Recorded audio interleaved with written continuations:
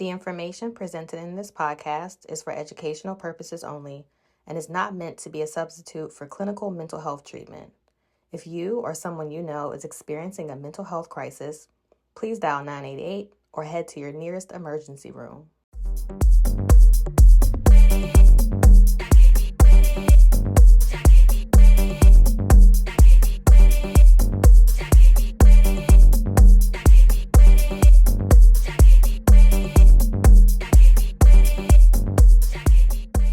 Welcome to the Black People Die by Suicide 2 podcast, where we discuss all things mental health with an emphasis on suicide within the Black community. I am your co-host, T-Kea. And I'm your co-host, Jordan. Oh my gosh, I'm excited, Jordan. Me too. So, y'all know before we get into every episode, y'all already know we have to do this wonderful wellness check-in. So with the wellness check-in, I think I'm gonna pass it to Jordan first because I feel like you probably have a lot to tell the people. I do. For those of you who are tuning in for the first time, hey, welcome. What we do for our check-in, we like to give words to what we're experiencing, because oftentimes we say I'm fine or I'm good, and that's not how we actually feel. So we like to break some things down. Right now I am in a season of confusion, discombobulation. It's been a really, really rough spring for me. I went to have an assessment done at the hospital, or at a local hospital here in Maryland, because I was not doing well mentally and I was experiencing some suicidal thoughts. And it's been a while since I've experienced this.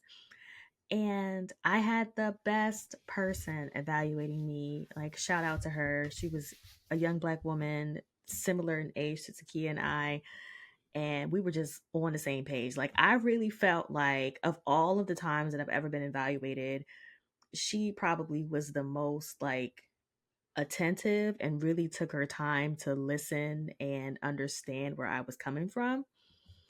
And so she asked me, as I was talking about like my past and my history, for people who have never been hospitalized, they'll go over like what kind of started you with your mental health journey. When did you start having symptoms? Tell us about how it's affected you up until now. So you kind of give them your whole backstory.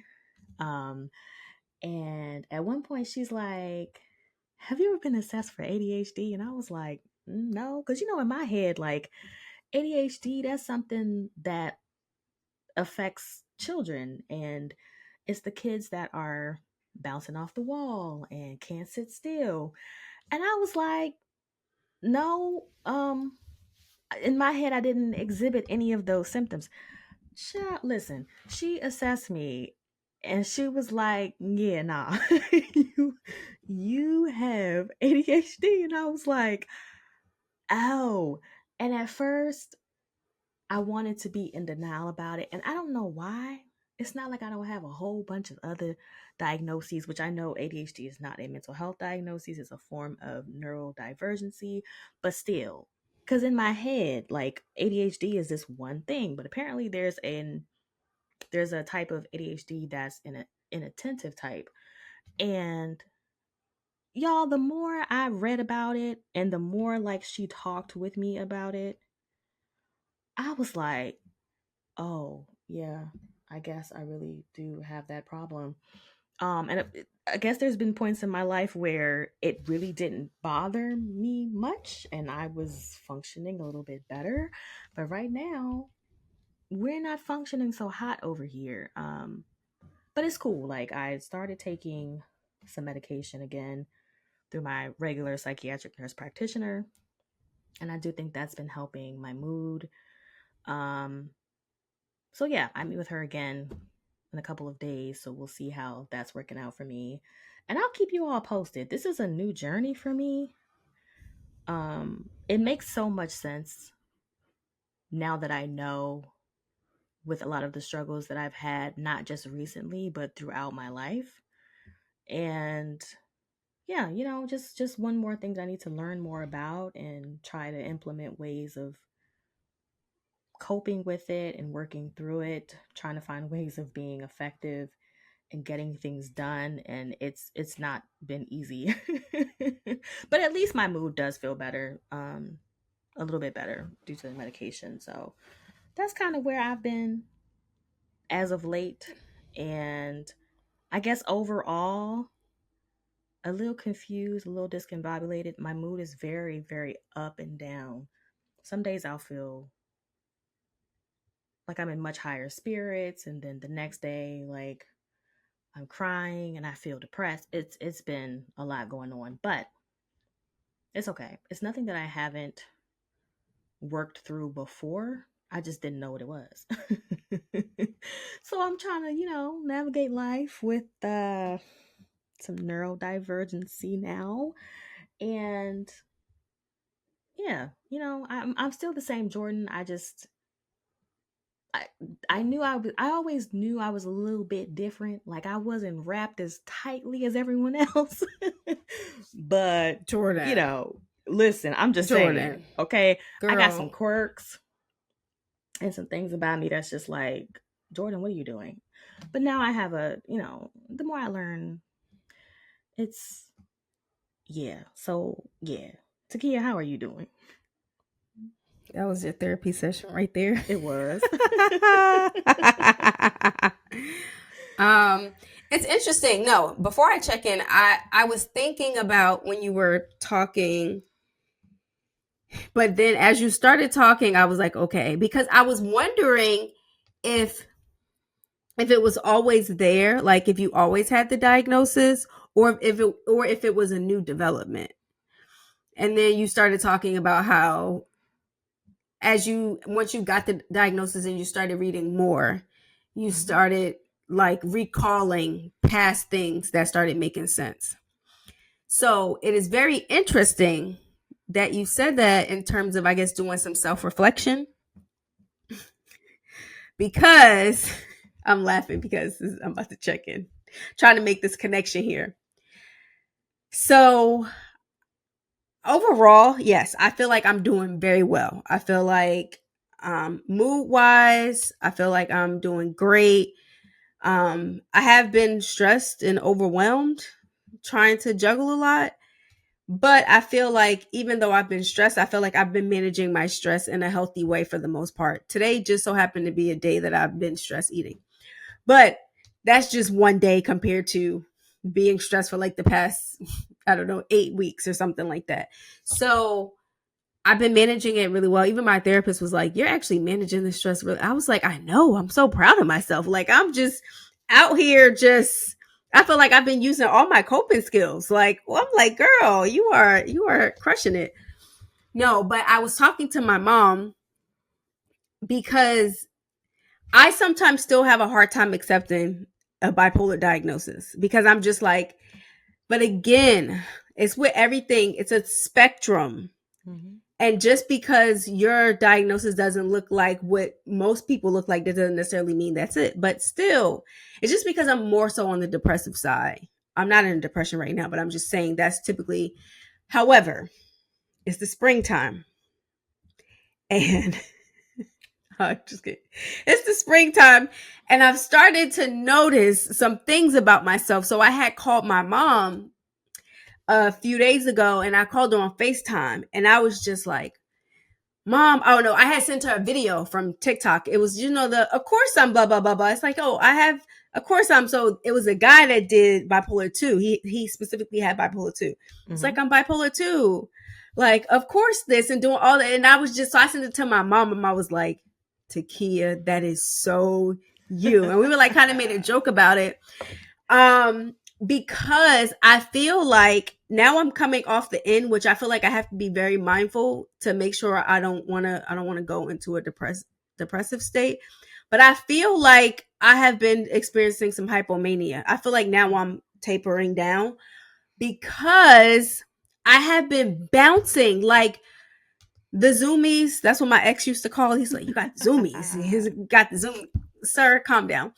But I was on the phone with my mom and she brought up how, like, when I first got the diagnosis, I was in a hypomanic state. And she said it was like 4 o'clock in the morning. And she said she saw that my room light was on. And so she came in because she came down to visit me at the time because I was, struggling. She said she came in the room and she said, she's like, the lights on. And she said, I'm just sitting on the floor, Indian style, clipping my toenails and then just smiling, like bright, like have all this energy. And then she starts talking. She's like, what are you doing? And I'm like, I hung the posters on the wall and I changed my bed and I just going about all the stuff that I did. And she's like, T-Kea, it's 4 o'clock in the morning. And I'm like, yeah. And it's like I do experience like a sense of euphoria, but it's not to the point where like I am maxing out credit cards. Like that's not me. It's not like I'm doing risky behaviors. For me, I actually get a lot of stuff done. And I'm laughing because Jordan, how much stuff have I been doing lately? I feel like I've been having and I know for some people who experience bipolar disorder in the springtime, it's just something just like, woo, it's just, and I've been thinking about myself over the past few weeks, not really feeling like I have been sleeping, but I haven't felt like I needed that much rest. I feel like I've been getting a little bit of sleep and still getting so much stuff done. And I'm like, this is great. I'm just knocking stuff out. And even when I'm on the phone and I'm talking to my mom, I'm like jumping from conversation, like different topics, like really fast. But sometimes it's hard for me to tell because naturally I'm already a goal-oriented and ambitious person. That's just my personality. But I think the key difference is that there's like an elevation in the mood. There's like this sense of, I think, like kind of euphoria, like I can do anything. Like I'm just like, I'm superwoman. That's the difference. And I'm actually doing a lot more than you. I'm always misdo too much, but it's just elevated. It's just elevated. And so I was sitting talking to my mom and she was laughing on FaceTime because I was telling her like, Mom, I was like, I was acting like a squirrel on FaceTime. And I was like, I feel like a squirrel. Like, you know how when the squirrel, they just be in the street and they like, but the squirrel, they look like they're confused. Like they don't know what's going on. I know what's going on. I am not confused. I'm just talking about the movement of the squirrel. Like, okay, here we go. Like up, down. I feel like throughout my day, I'm just moving like a squirrel. I'm going left, right, up, down. Like I've been thinking about it. And now I'm saying I'm coming on the tail end of it because like today's the first day that I'm actually tired. I haven't been tired for like maybe the past 2 weeks. So, or maybe like, I'm gonna say week to 2 weeks around there, but I just been in.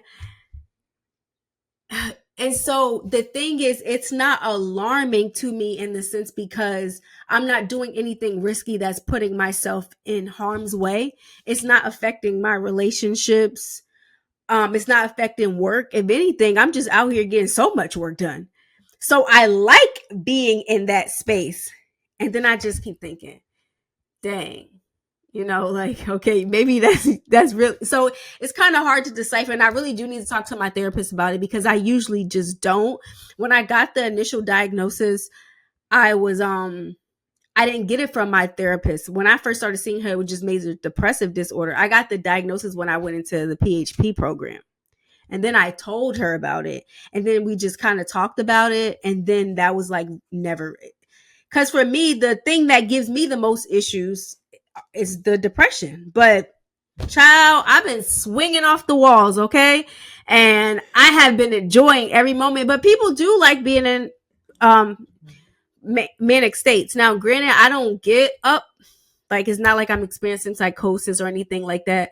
Right. I've just been getting a lot of stuff done and I feel very productive and it's just been amazing. But my mom was like, we were talking about like the importance of being careful because what comes with the up is, for me, when I go down, baby, I'm down. I'm down, out for the count. Like it's over. Not over in the sense I'm going to take myself out. Let's be clear. But just saying it's just, so the up is just, it's just, so that's as you were talking, I was like, no, that's not what I got. But then when you start looking at things and you look at your behaviors, it's like, okay, maybe to the average person. And even like when the guy in the TikTok video, it's funny, I gotta send it to you, but he was just pretty much saying the last thing was like, yeah, I have bipolar disorder. He's like, of course and then he started talking about like cars and stuff, and then he's like, wait, remember that time when I was 6 years old? And like the jumping from the different topics, like nothing has anything to do with each other. Like it's just boom, boom.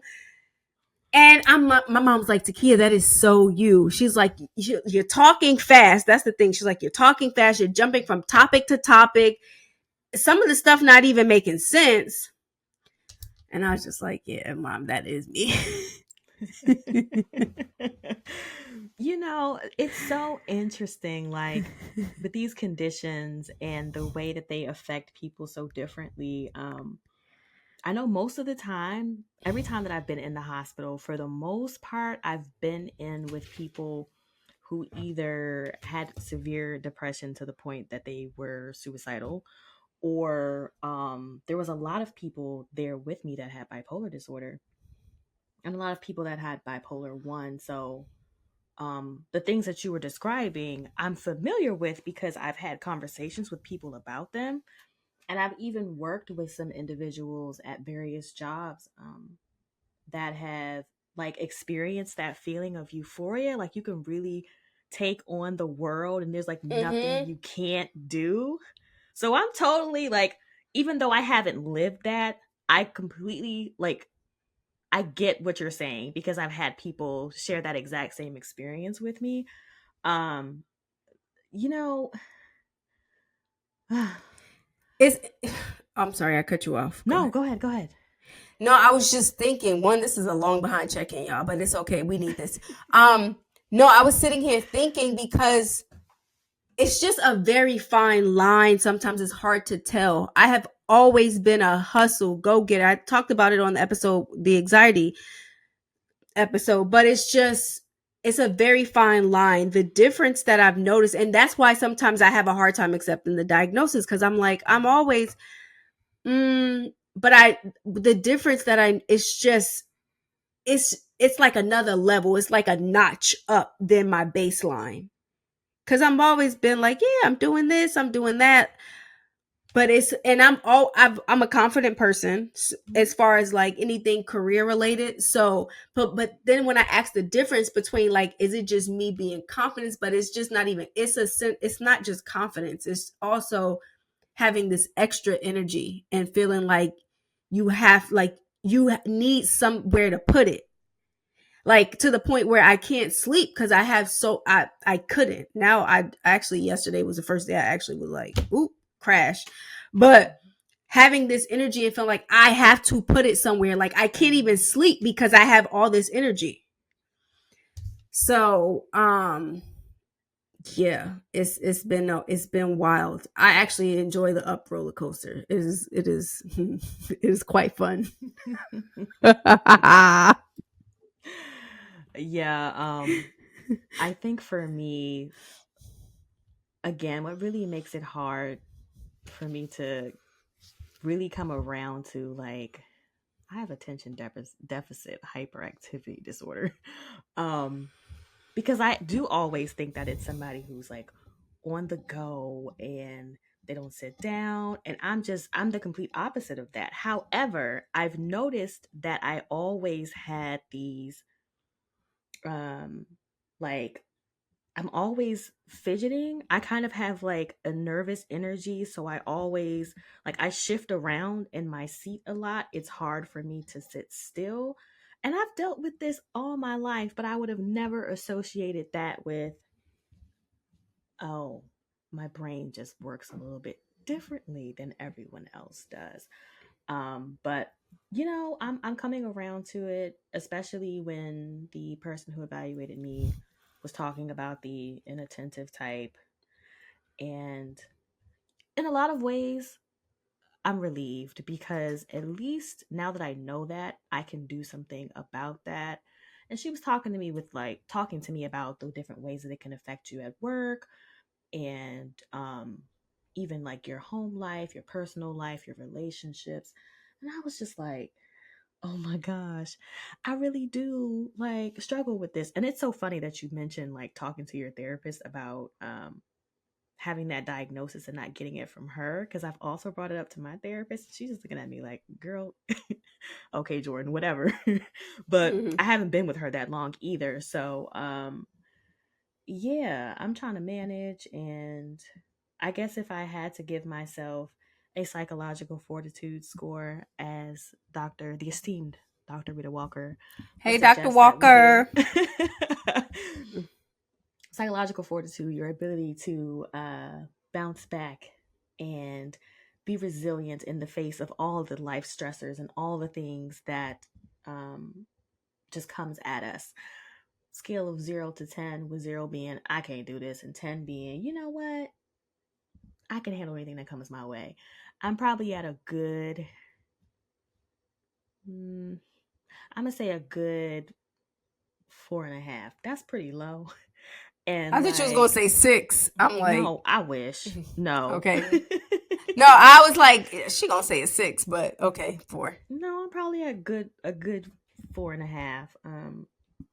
It's so interesting because, like I said, I have days where I feel like yesterday was a great day. It really was. I had a great time yesterday. Um, we were doing some things for our organization, which is really exciting. Some changes and Yes. stuff that are coming up, so we're happy about Yes. that. And yeah, I woke up today and I was just like, I can't do this today. But we'll get through. What's your psychological fortitude, T-Kea? Okay. I'm trying to think of, because it's definitely not a 10. But if I had to give myself a score, I would think maybe an 8, which is good. Just because I am still a little stressed, and then packing, getting ready to travel, and Yeah. all that comes with that. We're having all these events. There's so many changes that's happening within the organization. It's just a lot to manage. And so, but I feel like a 8 is pretty good, just because I still been, kind of really doing my best to manage, but I do need to sleep. The only time I actually was able to sleep, I had got a massage, and after I came in from the massage, it was over. I sat on the couch. I actually fell asleep on the couch because whatever she did, that was it. And the next morning I got up, I said, oh my gosh, I feel so light. I feel refreshed. Woo, my body really needed that. I guess it just was holding so much stress. Mm-hmm. But yeah, but a 8. So yeah, we did have a long check-in. We're gonna get into today's topic. Are you bringing the topic in, or am I bringing it in? I sure will. So, Okay. if you all did not know, we have Black and suicidal support groups. And they've been going really, really well. We're holding them Yes. monthly for the time being. And we recently talked about this topic in one of our groups, and the weather is changing. It's getting hot outside, y'all. These Maryland summers and springs are starting to feel like you're in Georgia or something. So we had the question like, what season are you in today? Like, are you feeling wintry? Maybe you're in a sad or a down place. Are you feeling like summer, like you ready to pop out? You ready to be outside in those streets? In these streets. Okay. Are you feeling a little spring, like something new, something maybe blooming in your life? Are you feeling like fall? Maybe some things are kind of winding down for you. So, we had this conversation during one of our support groups, and it went really, really well. So that's what we're going to talk about today. T-Kea, I guess I'll let you Yes. go. What season are you in? Yeah. So we're talking about that too, and we're gonna tie in the 8 dimensions of wellness too, y'all. So we're gonna talk about that a little bit. I'm going to say somewhere between spring and summer. I think that's the season that I'm in. Um, but I'm still trying to think what fall. I get spring, things are blooming. What summer, when you think about summer, what does that represent as far as like mood wise? How do you To me, like summer has the energy of feeling alive, like not in terms of, oh, I feel suicidal and I want to die. Like, I don't mean like literally living, but the idea of excitement. Like there's always something to do with summer. Like you're outside more, you're active.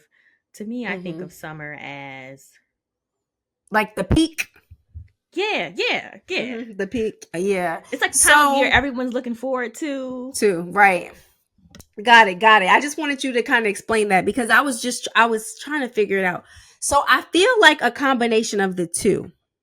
So as it relates to the organization, it's like there are all these amazing things happening, but overall, I just feel like I'm in a really good place in my career.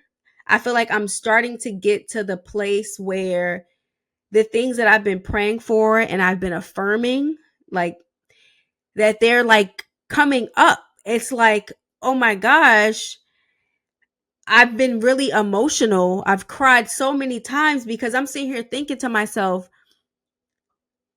the work that we're doing, I've never did any of the work because I was doing, like, I think when we talked with Brandon, like, it's not like vanity, or I wasn't trying to be like seen or anything. It was just, I feel like this is my life mission. I feel like this is my purpose.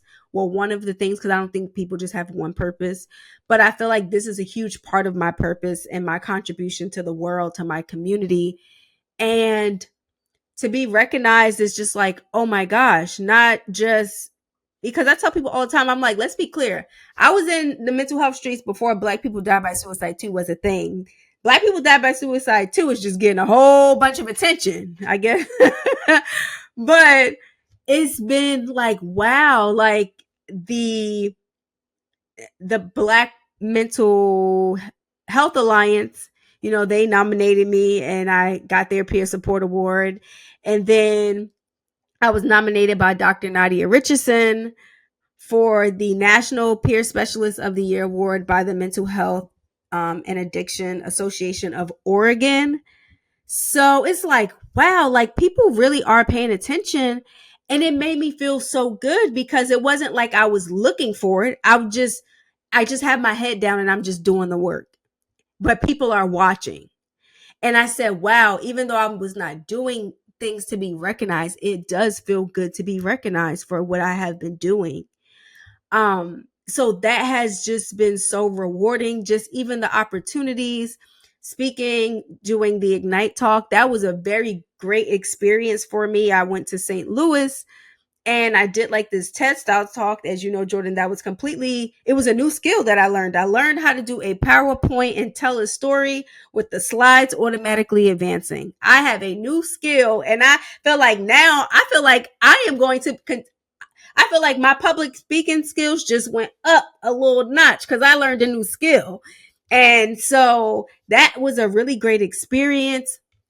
I will share with you all. I have not shared it on social media yet. The podcasts tend to get sometimes stuff that social media don't get, but I'm being considered for a TED talk. So that has been like, wow, because that was on my vision board in 2020.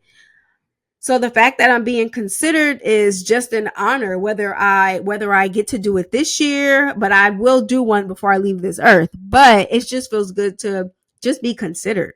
So that has been great. And it just feels really good to the things that I've been working for and that I've been wanting, they're just starting to come to me. So that what I mean by like the sense that there are some things that in my life that are starting to bloom. And I feel like that's the things that we're doing with the organization is blooming. But on the side of just me doing the stuff that I've been doing, I feel like I'm in summer. And so it's just been in a really good space. And I'm just happy to be here because the beginning of the year sucked. It was a rough beginning of the year. Just being in the hospital at the end of the year, having emergency surgery. It was just a rough end of the year to the beginning of the year.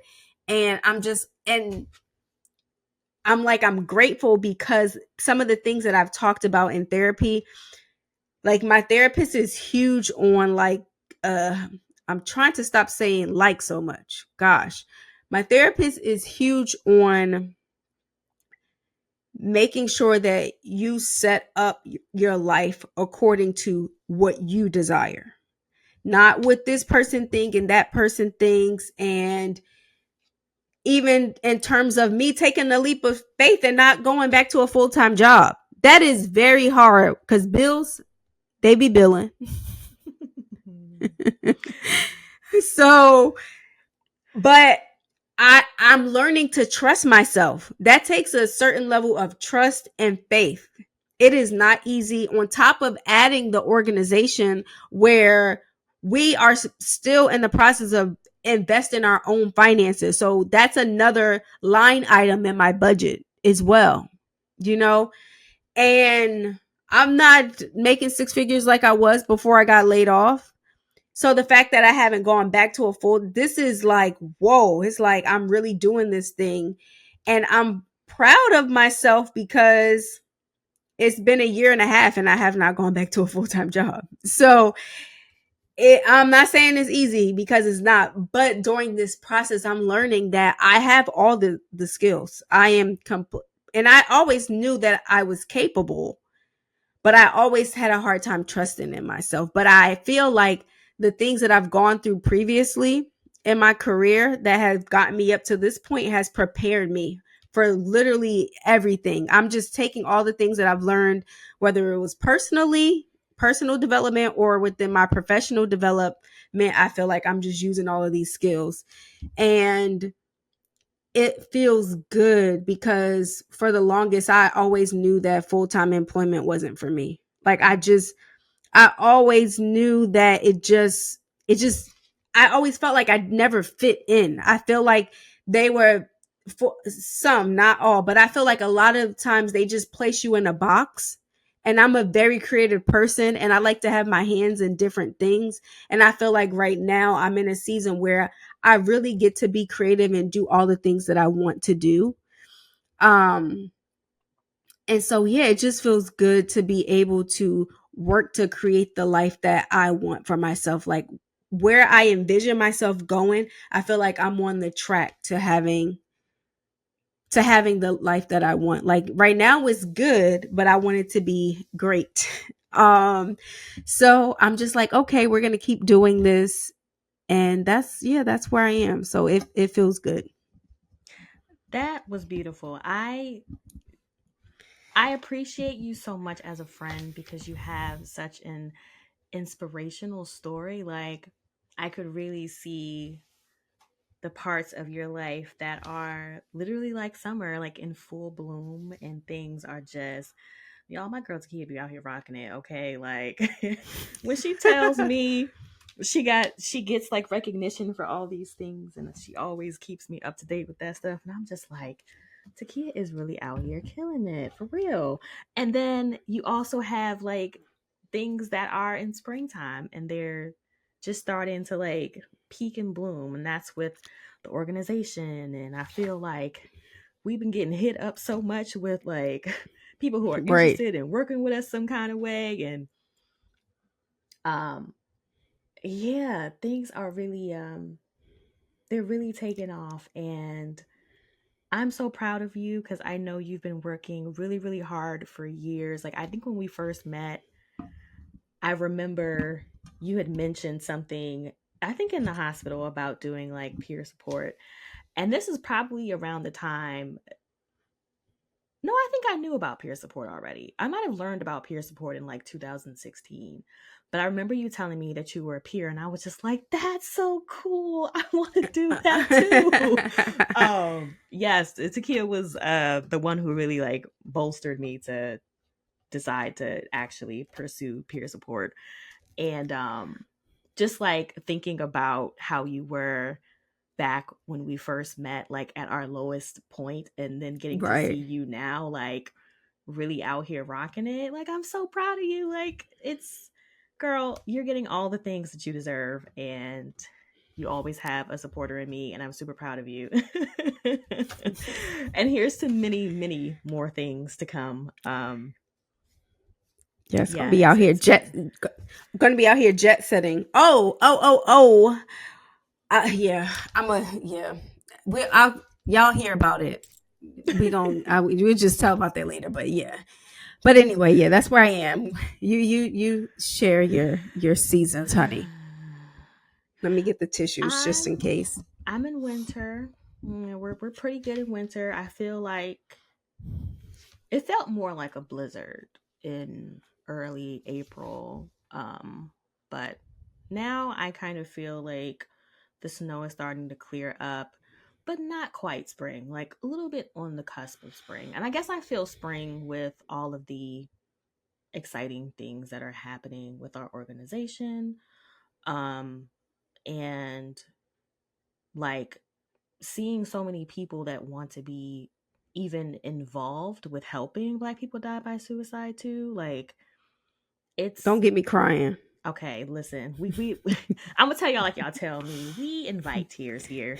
Um, just seeing people who are so taken by like our mission and what we stand for, and um, like we really want people to know that it's okay to not be okay, and you have a space for with people that understand how you feel, even with our support groups.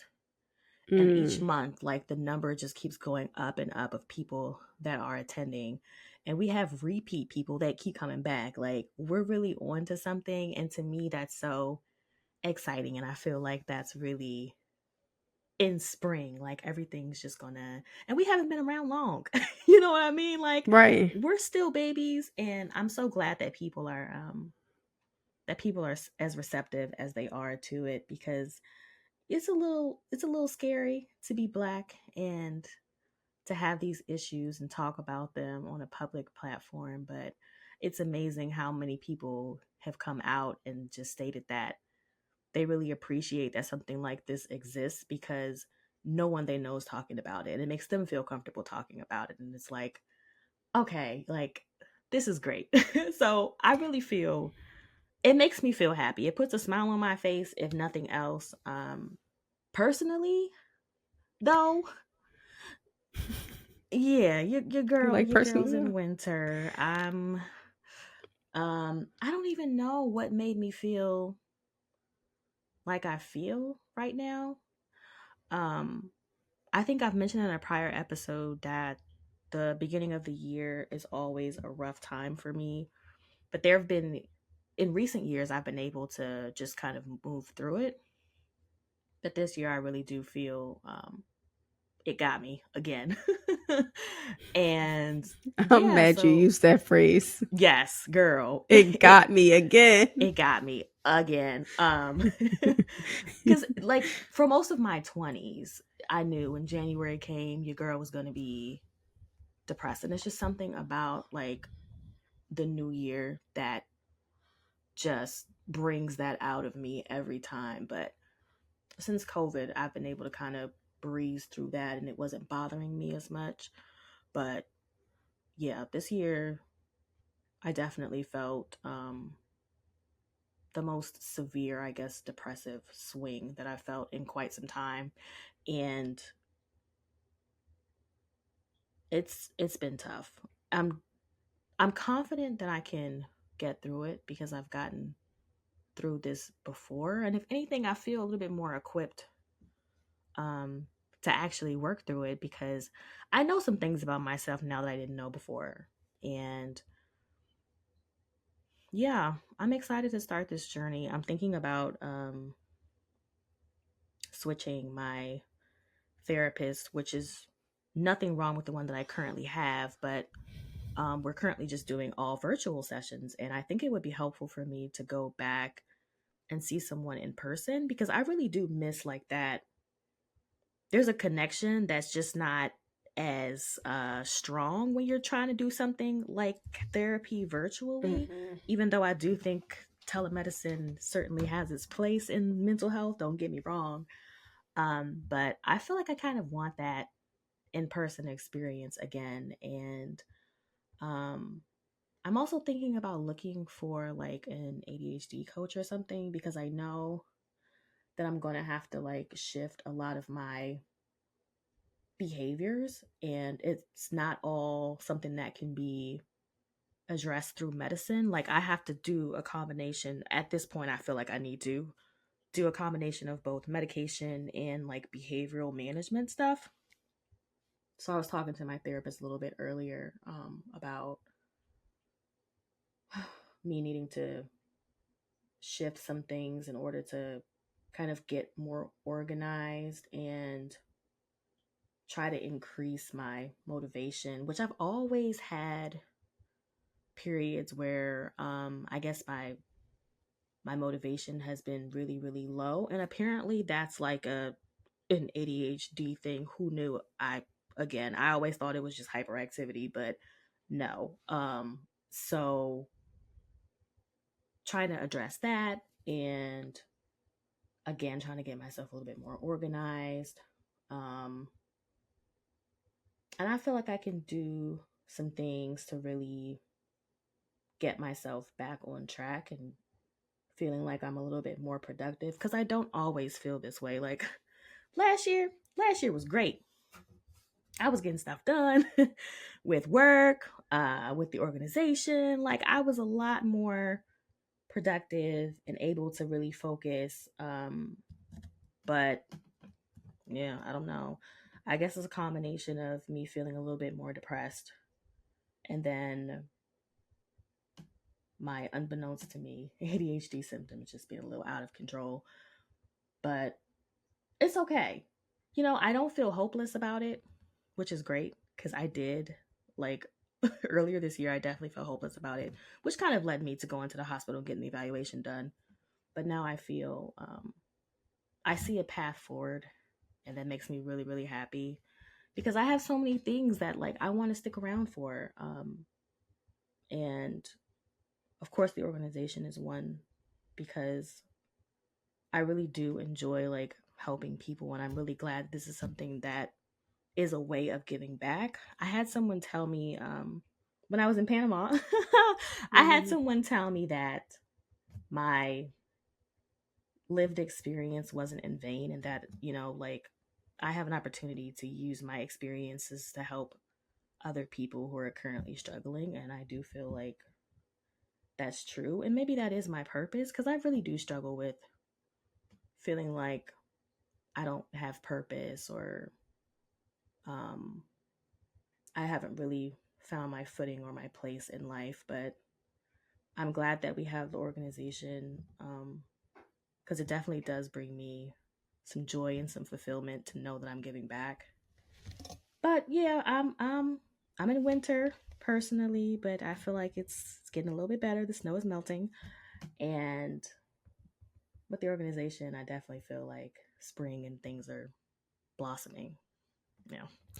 It's very interesting. It's like the two worlds, polar opposites, but it's interesting because I'm glad you talked about that though. There were a few things that came to mind. How in a certain season of your life, you can have an area of your life that's blossoming and doing well, and then another area of your life where you're like, that's not so good. And another thing that like basically like duality is a thing. Two things can be true at the same time. Right. So people who are listening, like I want them to know that, just by you sharing your story. And then there was something else that you said, and I was like, oh yeah, I have to bring that up. And now it's like, woohoo.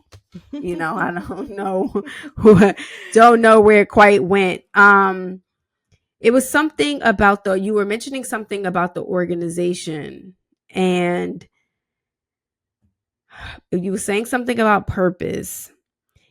I have no idea. It kind of slipped my mind, but yeah, I can't even think. But when you were talking, I was like, oh, I need to ask her about that. And I forgot what that is. Yeah, But yeah, I'm trying to see. What were you saying again? I was discussing like feeling like I really don't have a purpose, or I really haven't found like my footing or my place in life right now.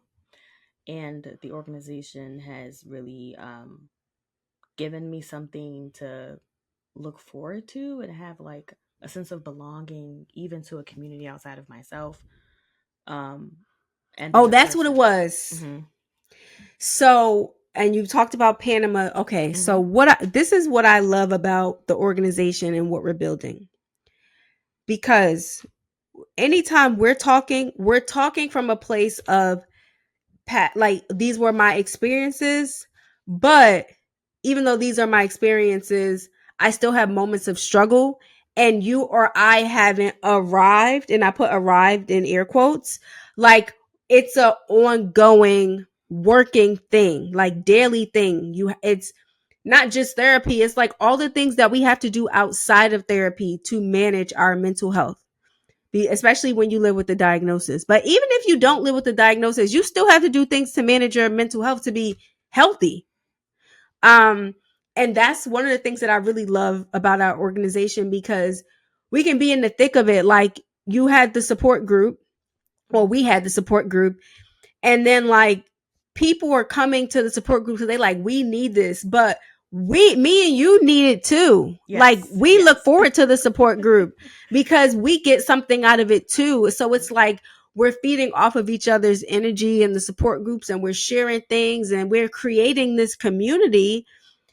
And I love that, because a lot of times when people are starting businesses or whatever they're starting, they often talk from a place of when I was. And we talk about where we was, obviously, because we met in the hospital and things like that. But then we also say like, okay, I'm struggling right now. Mm-hmm. Because a lot of people would be like, oh yeah, I had a season and that was it. But for us, it's like these are reoccurring things and we have to learn how to manage these symptoms. So Yep. I just love that we have this platform, or this platform that we're building, so that people can know, like, when you're in recovery, you're constantly working it. Yep. You know, you're constantly still learning new things about yourself. You're shifting what wellness looks like for you, and what worked for you in one season may not work for you in the current season, like all of that. So when you were talking, that's kind of what it made me think about. Yeah, it's definitely, this has been 12 years of ups and downs, and it's definitely been an ongoing process. And I feel like I haven't made it out of this. Like, this is something that I literally do still struggle with just about every day. Of course, I have periods where, again, I feel a lot better. My mood's a little bit higher. I have a higher level of functioning with the day to day stuff. And yeah, I guess my depression's just at a much higher level of functioning than it is right now. But I've been low like this many, many times. Probably, I haven't always gone to the hospital, but this might be the seventh or eighth time now. And recovery really is an ongoing process. You hear that a lot, like on the substance use disorder side. Like, it's something you constantly have to work. Oftentimes, for people, like, their sobriety is a lifelong thing. And I don't think people really associate that as much with mental health. Like, there's always there's a lot of people that feel like someone has like one mental health breakdown and then they just kind of recover and it never really Right. comes back. But it's, in a lot of ways, it's very similar to substance use disorder for people that have a chronic. Like, if you look at my diagnosis, I have major depressive disorder that's severe and recurrent, because it like every couple of years it wants to creep back up. It just hasn't got me. Like, it's knocked me on the chin pretty hard this time, but um it it comes back, like. And I think what gives me a lot of hope at this point, 12 years in, is that if I could get through it before, I just want to get through it again. And I do really feel like this organization, this podcast, and this platform is a protective factor for me because I have a community of people that really understands like what I'm going through, even if we have different experiences. And yeah, it's something that I'm willing to continue fighting through and working through. And I just have to do things a little bit different now. We're gonna play around with some different techniques and see what's best for me to kind of get myself back on track. And yeah, we're gonna work through this. I feel Well, confident that I'll recover again. wow, it's so interesting. As you were talking, I like feel like getting teary eyed because you said the organization is a protective factor. Like that's huge. Hmm. That's big. Yeah, that's literally how I feel. Like, so I can only imagine, and mind you, like we're the founders of it. So I can only Right. imagine how people feel who maybe are new to this, or maybe they haven't had somewhere to I guess even listen to these conversations or have these conversations if they come to our support group or message us on social media. Like, if I feel like this about the organization, I know other people are feeling like this is a safe space too. And for all the people that listen Yes. and comment, like it really means a lot. Um and y'all are like literally a protective factor for me because I know this is so much bigger than me.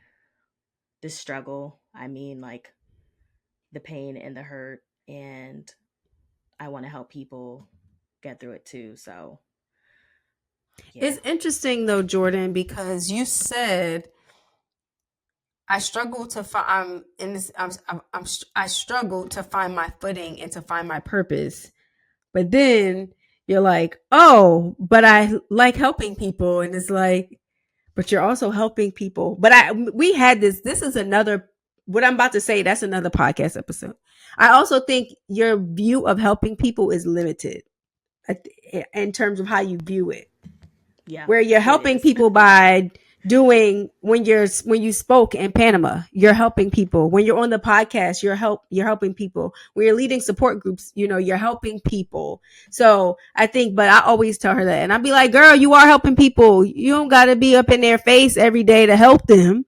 So it's just it works better for you to help people on a macro level versus a micro level. That's all it is. See, I'm gonna use that when I talk to my therapist because yes, okay, now I have some tools to kind of explain because my therapist is always like, Jordan, what do you mean? Like, you want to help people, but then you struggle helping people, and I'm like, yeah, you don't understand what I mean, and she's like, no, but the way you explain that, like, yes, That's what it is. That's why I always yes. say. That's why I always say public health, because public health, you're helping people, but you're not giving direct. So yeah, you like macro social services or human services versus You the see, micro. So this is yeah, why there I you go. need T-Kea, because T-Kea can put things. She can put things into words that I can't put into words. So I appreciate that. So yes, yes, yes. I think we've shared a lot, and I know I mentioned the 8 dimensions of wellness, but I feel like we're going to make the 8 dimensions of wellness to tie it into this episode and to make that into a part 2. So I know we did a part 2 episode last time just because, the episode will be super long, but I want to encourage people who are listening to ask yourself, like, what season are you in? Like, are you the season that's outside? Is that the season that you're in internally, emotionally, psychologically? Because it could be spring and you like, no, I am in winter. Okay. But then using it as an opportunity to just do a temperature check and then ask yourself, what is it do I need in this season? Ask yourself that, y'all, because I'd be ready to fly off the wall trying to figure out what Jordan need. I'd be like, this girl got me stressed. I'm trying to be an awesome friend and she won't let me be an awesome friend. Okay. I'm trying to be out here. I'm trying to be great. Cause y'all know Jordan will show up for me. She'll help me clean my house. She'll just let me vent. She'll do pretty much whatever it is that I need. And I'm like, sis, let me do that for you. And she'll be like, I don't know what I need. I'll be like, shit. I talked about this in Panama as I was going over like our presentation, and we have slides about how to best support people, and I explained that there are people who honestly won't know what they need for support, cuz like I'm one of those people. And I had folks come up to me afterwards and be like, "That's a real thing?" Like, I try to ask someone what they need and they're like, I don't know, or they don't give me a straight answer. And I'm like, yeah, it's a real thing. You would think for as long as I've been involved in mental health treatment and services in some way, I would have an idea of like how I best feel supported, but I don't. And a lot of that too goes back to the way I grew up, because for me, like, there was nothing wrong with you, Jordan. Like, if I was sick or I was crying or something was bothering me emotionally, like I would approach my parent. That I wasn't even see the smart. thing. Right. That would, Right. I would approach my parents about it, and they would be like, Jordan, there's nothing wrong with you. Like, you're being dramatic. Just go figure it out. Gone somewhere and figure it out. So I've always tried to like my best to sort through things by myself. So I honest to God have no idea like how I feel like I could be best supported. And I know that's something I have to work on. And I've been talking with my therapist about it, but we really haven't delved that deeply into the conversation. But yeah, there are people out there, in case y'all didn't know, that just really don't. They just don't know. We just And don't. but you know what's interesting? I didn't know what I needed until somebody did it for me. Like that was me. I had a friend.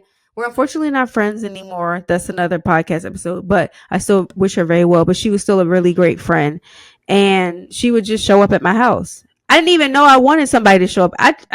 What do you know? How can I help you? I don't know. But when she started showing up and knocking my door down, I said, "Oh, that's what I want. I want somebody to come to me." It wasn't until somebody. It wasn't until somebody did it. That's when I knew.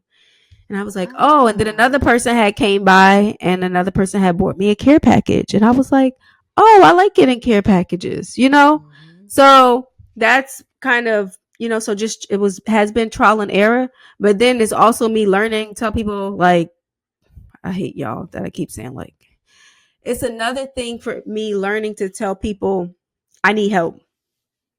I'm stretched too thin. Mm-hmm. Advocating for myself. That's not something I always used to do. I used to struggle with speaking up for myself in many settings, but now, right now, I'm not doing that no more, because I started realizing that when I don't speak up, I'm causing turmoil internally to keep the peace for somebody else. Oh, hell no. So I just can't do it. I can't do it no more. So I feel like, yeah, I'm sorry. Every time I hear it, I feel, we don't got to say the L word, that when I speak up and say what it is that I need, how I need to be supported, or what's bothering me, or what's going on, it takes a weight off that I don't have to worry about. Like, that's why I love our board president. Shout out to Brittany. Because she'll ask me, T-Kea, how do you feel best supported? What is it that I can do, or what is it that we can do as an organization or as a board to support you? Like, that's what I'm talking about, girl. Yes. But it helps because now we're creating a culture of people who to say, this is what I need. And that's very important to me. And that's why I don't want to go back to working full time for anybody, because I don't think what it is that we're creating, I don't know if it exists. It exists in some settings. Shout out to Kirsten. That was my old boss. She created that culture, which is how I knew that, oh, it does exist. But it's very hard to find those work cultures. Yes, 100%. All right. If there's anything else you want to add, We can move on. Yes, because I feel like we've been talking. Y'all, I'm struggling. I feel as if we've been talking for a very long time about this, but there will be a part 2 where we'll talk about how our seasons that we're in, how they tie into the 8 dimensions of wellness. So that will be part 2, y'all. So you can go into the spotlight. All right. So for today's spotlight, and let me back up because for the people who are new and who Yes. are tuning into our show for the first time, so our spotlight, we like to highlight someone who has passed away from suicide as a way of keeping them in our memory and honoring their legacy. So for today, we are doing Darren Clark Jr. He was a young man from New Jersey. He loved basketball and art, and he died by suicide on January 7th, 2018. It was 2 weeks after his 24th birthday. Good Lord. It was 2 weeks after his 24th birthday. I don't know why that was a tongue twister for me. And yeah, I actually found this news story, and it's funny enough, T-Kea, you're in this news story. I had no idea. That was not intentional. What? I just happened to find that you were you were part of this. I guess New Jersey was doing a write up on Suicide? yeah, this was for, well, I found it on northjersey.com. So I'll put the What? article. I'm famous, y'all. Yes. I'm I was famous, scrolling and I don't down even and know. I said, T-Kea Blackman. I said, good Lord. She's everywhere. But it made sense. Like, it was a story about a gentleman from New Jersey. You're from New Jersey. They're talking about suicide. T-Kea is the go-to person for suicide. You know what I mean? So it just made sense. But to Darren Clark, we just want to honor his memory. 24 is very young. We feel like every suicide death is one too many. So we want to keep those people in our memories. Today's resource, we always want to leave you all connected to another organization or entity that could link you to services or some assistance outside of Black People Die by Suicide too. And for today, we're doing the Defensive Line. Their mission is to end the epidemic of youth suicide, especially among young people of color, by transforming the way we communicate and connect about mental health. So you can follow them on Instagram at the Defensive Line. And it's my understanding, T-Kea, that you met the people behind the Defensive Line. I did at NatCon, and they are amazing. They did a TED style talk, and they talked about their daughter, who they started the organization in honor of her, Ella Elizabeth Thomas. Mm-hmm. She died by suicide when she was 24. When they were doing the presentation, and I was sitting in the first row, I was fully engaged. I love TED Talks. Okay, when I get in from the gym, that is my thing. I'm gonna clean up and listen to a TED Talk, or I'm gonna prep my breakfast. Anyways, there I go, jumping. So I met them, and I saw this beautiful Black woman on the screen.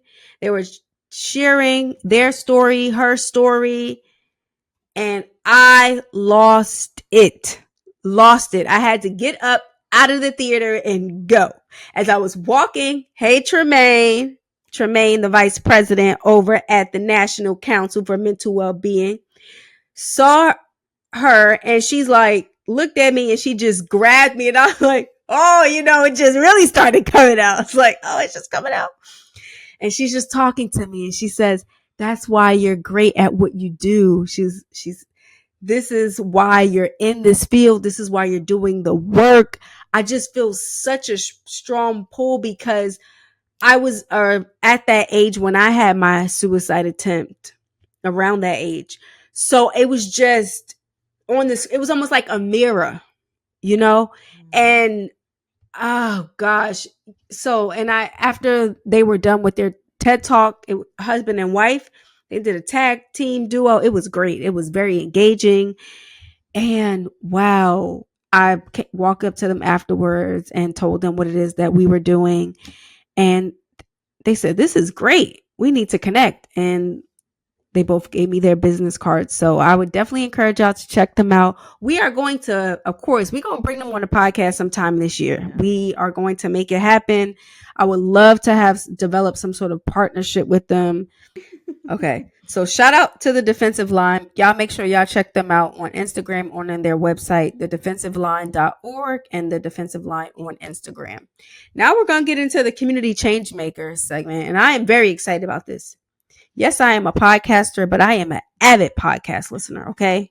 I have my line that I run through every week. There are the shows that are weekly. Trust and believe I'm listening to them every week. I'm waiting anxiously. This is one of my first podcasts that I really started listening to, which was pew, pew, pew, pew, pew. It's funny because I think I probably heard them when they first started doing it. But the Friend Zone, your weekly look into all things mental health and mental hygiene, because who in the hell wants a musty brain? Okay. I love the Friend Zone. Shout out to Asante.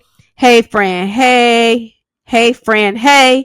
And Dustin. Dustin is funny as hell. Gosh, when I'm listening, I know, like, I'm always cracking up. Like, he says, he's a comedian. Like, he says some off the wall stuff, but it's so funny. They talk about a lot in terms of pop culture.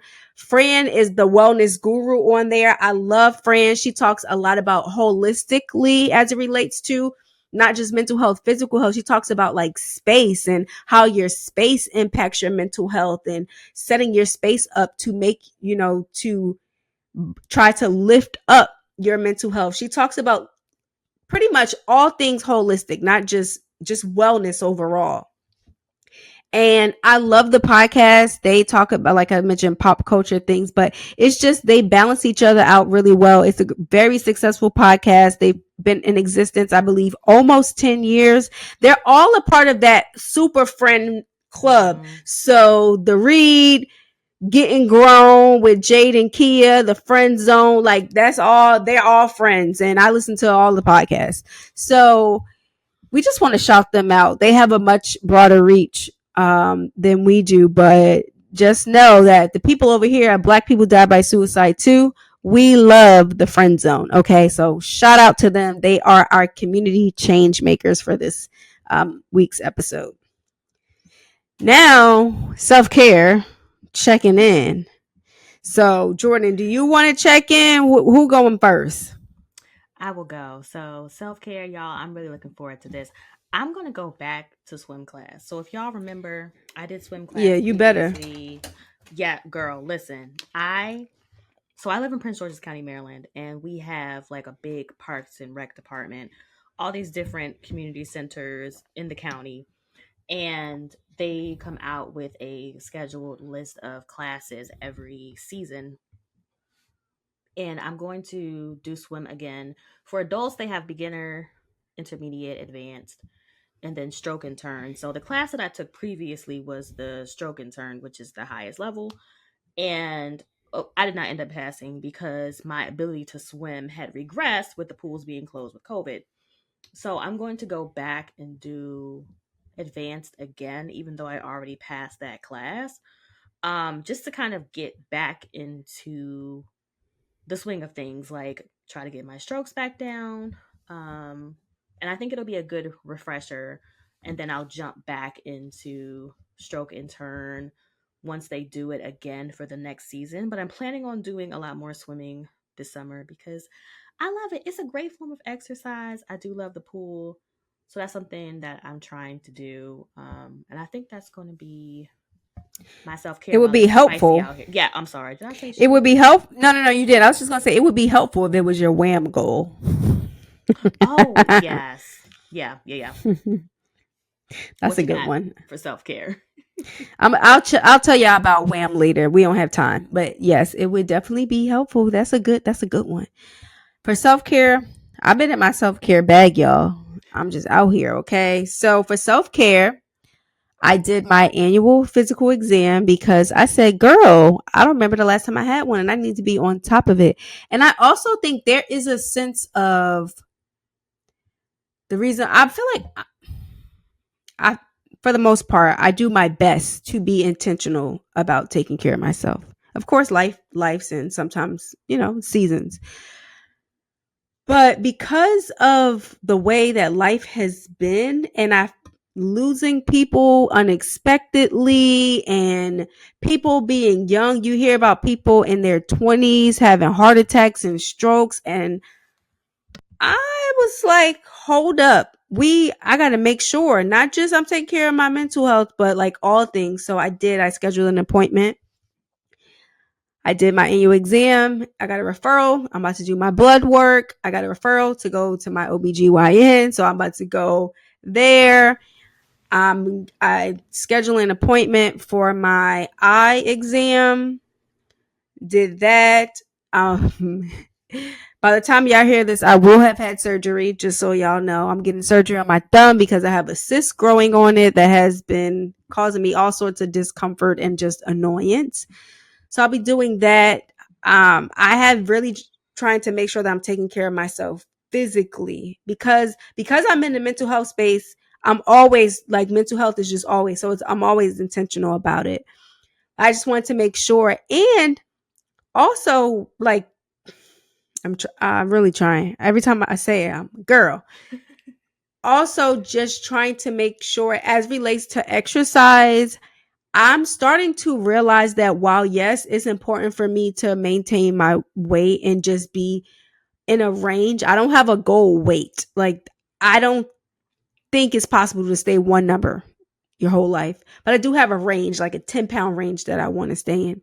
And for me, even within that, I'm starting to realize just how important exercise is relate outside of weight management. Studies show that people who exercise, it it helps to decrease chances of certain types of cancer, heart attack, stroke, because you're finding healthier ways to get also just your heart health, making sure that you have a strong heart stamina. Also helps, it's been linked to helping people decrease Alzheimer's and dementia. All these things that people just in American cultures just work out to lose weight. But there's also on a physical component. When you think about when I'm 80 years old, I want to still be out here with crop tops and moving. So, but so if I'm in my 30s now and I'm not taking care of myself, you best believe when I'm 70, 80 and 90, I'm going to pay for it. I do not want to be stationary at that age. I don't. I want to still be out moving, traveling. I still want to be at the gym. I've as it relates to self-care, I have really been in self-reflection of what are you doing now that's going to impact you when you're 80 and 90, that by that time it's going to be quote unquote too late. Yes, there may still be some things that you can do to kind of help, but at that point, when it's decades of doing things, not taking care of yourself, it's going to show up.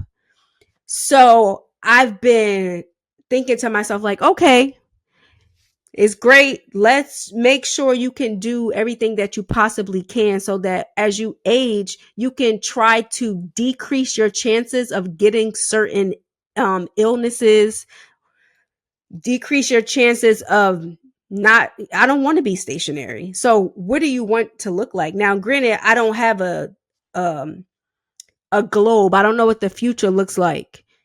However, there are many things that I can do to help make as I age, make it a little bit easier for me. So I've really been reflecting on how I'm taking care of myself now, how it will show up later.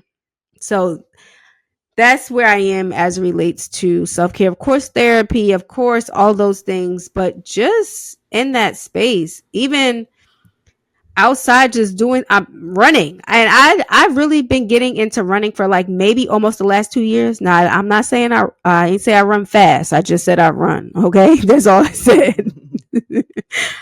But I actually really do enjoy it, and I always used to think to myself, I'm too big to run. Like you just can't.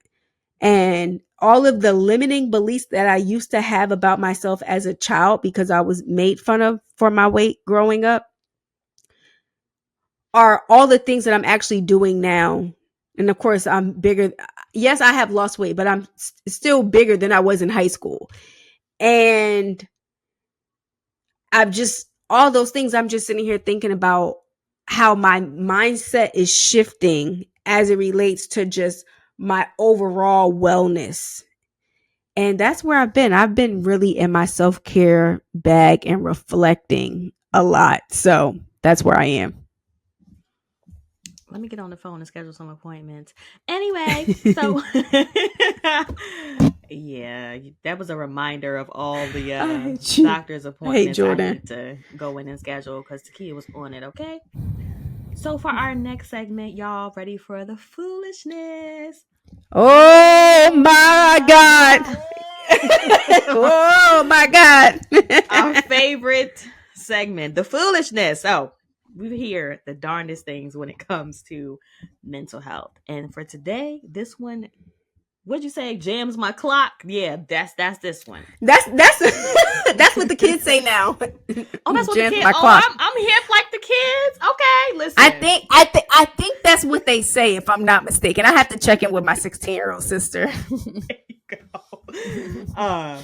So many people have it worse than you do. Okay, but they're not me. They're not me, and they're not experiencing what I'm struggling right now. It's dismissive. You know what I mean? Like, that's not helping anybody when you say that. Yes, there are people across the globe who are suffering from all sorts of things. Poverty, disease, hunger. I get that. However, my problems are still real problems.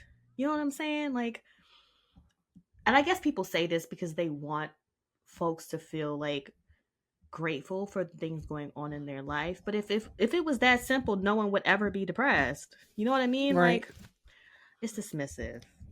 And just to let y'all know, that makes people feel worse. That it's not helpful. Yeah. Okay, it's not helpful. So stop telling people that. Yes. Yes. So that's our foolishness. Oh my God. So before we wrap up this episode, we want to make sure that y'all connect with us on social media. Yes. Instagram. I don't know what's happening with TikTok, y'all. I guess TikTok might be. It might be gone. No, it might be. For now. For now, we just use it to promote the podcast. We post the clips so we can get more people talking and let people know we exist. That's really how we use TikTok. Yeah. But the party, the party is on Instagram for us. It really is. We are getting ready to, as we have selected new people, to join the committees. We'll pop back up on Facebook because I already told y'all what happened with that. We'll get a new Facebook account. We'll be on LinkedIn. So we have a team that is about to start helping us push, continue to grow. But yeah, just make sure y'all are checking in with us. We have so many things that are coming up and we want y'all to be a part of it. So make sure y'all are connecting with us and follow my personal account too. I actually do post a lot on social. I'm pretty active on there. I'll use it as a diary. I'm always talking about something. And then just sharing when I'm having speaking engagements, I really share a lot things that I have going on outside of Black People Die by Suicide too, whether it's the trainings or whatever I'm doing. So yeah, I am T_Kea, Kea, Blackman, Black like the color, and man, MAN on Instagram. So, but y'all can check the description box for all of the links per usual. Yes, everything should be down there. For our moment of inspiration, wrapping this bad boy up.